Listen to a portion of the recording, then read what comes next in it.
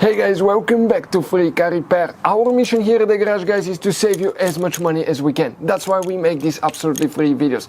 Let's go ahead and start on it now. We'll demonstrate specifically on a 2016 Ford F-150. Now, this one doesn't have, guys, that we demonstrated the power running boards, but if you have one equipped with the power running boards, the fuse will be there. We'll show you which one you need to check. The fuse box is located under the hood, guys. Once you open the hood, this is your car battery there. Let me zoom in a little bit. You can see, and behind the car battery you have a fuse box right there that you need to open. And once you open that cover, your fuse box will look just like that. That's the layout right here. Now that fuse box, guys, okay, the front of your F-150 will be on this side. This is towards the windshield side. First, let's explain why it's important to test fuses and relays.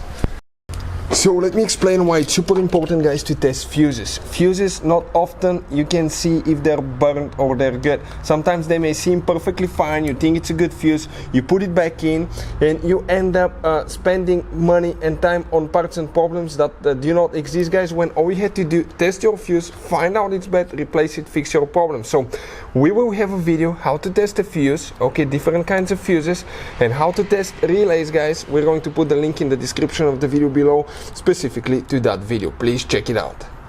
So guys, you can see that your Ford will have all kinds of different fuses, and if you blow a fuse in a small town in the middle of nowhere, a relay, anything like that, those could be really hard to find, or they can be ridiculously overpriced. Sometimes it's in part stores. So we recommend to keep some spares in the glove box. We'll put a link in the description of the video below where you can get some from at a really good price and quick shipping as well. So check it out.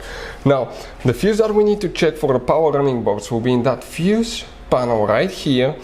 And if you come in the very left row, we need to check fuse number 50, which will be that first fuse on top right here.